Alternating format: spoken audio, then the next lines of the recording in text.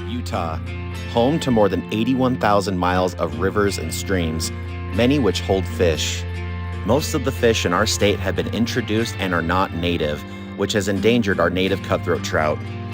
Wild cutthroat are the only native trout to the state of Utah. The Cutthroat Slam is a program designed to raise money to protect these native wild cutthroat.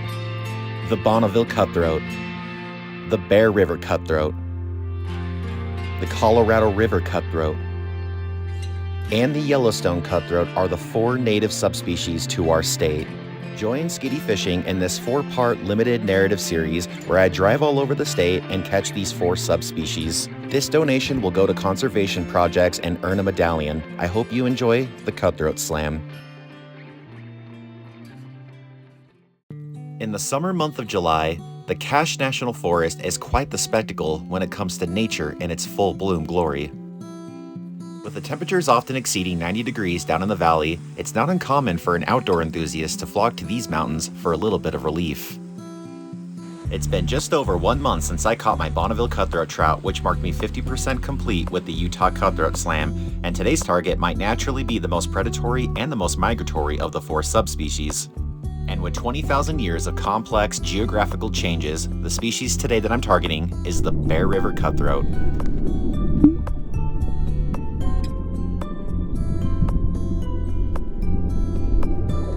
Today's adventure kicked off with a 2-hour drive to the Cache National Forest. I like to show up early to these places so I can avoid any unnecessary summer heat, and arriving early ensures that you will not run into other anglers because you may have to cover a lot of ground in these creeks.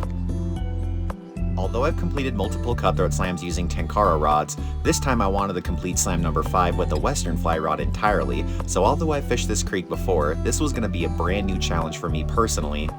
However, being on this creek before has taught me one thing, and that's that the vegetation changes drastically at any given pocket of this creek, so therefore I was going to bring a short game fly rod.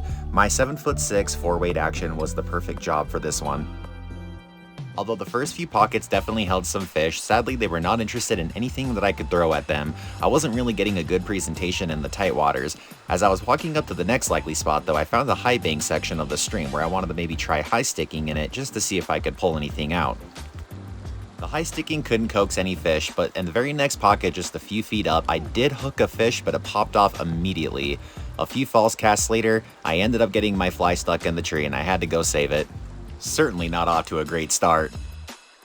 And just a couple yards upstream, I did find a little man-made bridge and hut, which was a little disappointing to see in our beloved national forest. But as usual, I was easily distracted when I landed my first Bear River Cutthroat of the day. And with wet hands, I take a quick picture for the Utah Cutthroat Slam and I let the little guy go to see another day. Fishing a tight creek may not be everyone's cup of tea, so anglers might be relieved to find some beaver dams pulling up some water up ahead. The tricky part with these is although they have a lot of fish, you really have to be stealthy so you do not spook them. After one cast and at risk of spooking every other fish in this pool, I strip set on my next Bear River Cutthroat and get it to the net quickly.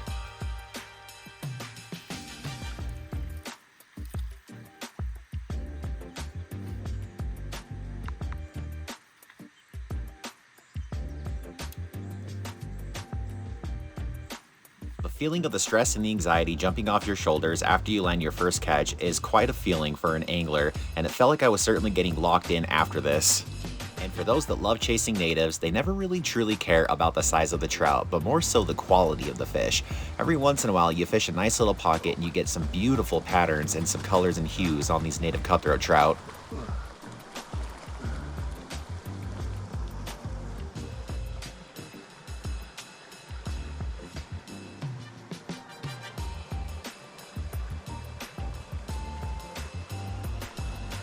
Feeling pretty good about the day so far, I started walking up to the next spot and noticed some wet footprints on the ground, and that's when I realized another angler was ahead of me.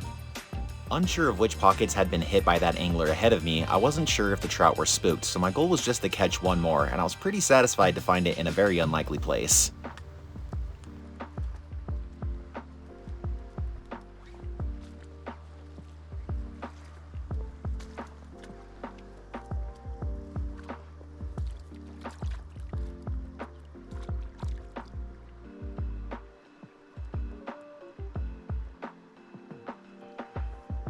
But as predictable as all anglers are, I needed one more catch, so I drove up the street to the next creek and found a nice open pocket. I actually had a trout chase me on the very first cast.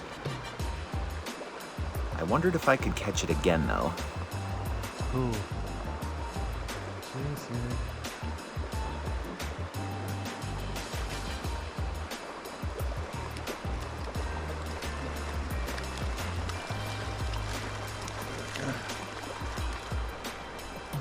Sometimes when you have a multi-fish day, you wonder which picture you're going to submit, and this was no doubt the catch of the day.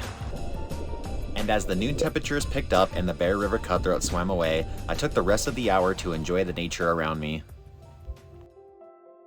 The Bear River Cutthroat is an interesting subspecies with a unique biological history. Even though the present-day Bear River terminates in the Great Salt Lake within the Bonneville Basin, these cutthroat actually evolved on a separate path from the basin's native Bonneville cutthroat trout.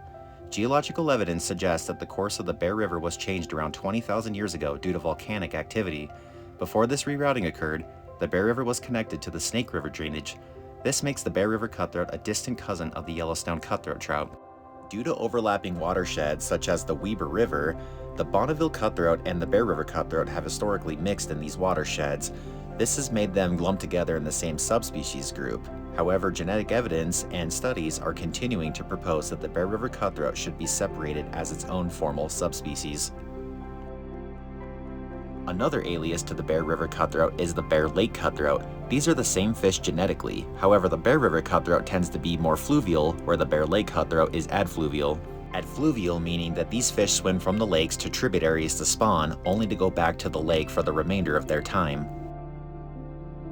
The Bear Lake Cutthroat are stocked well outside of their native ranges in reservoirs like Strawberry and Schofield reservoirs. This is to control the chub populations which are overgrowing in the lakes. If you happen to be passing through a small town called Logan on your way to catch your next Bear River Cutthroat, take a moment and appreciate Utah State University at the mouth of Logan Canyon.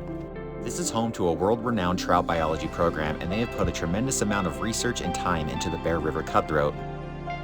Similar to its Bonneville siblings, the Bear River Cutthroat has been plagued with the introduction of non-native trout such as the brown trout and brook trouts.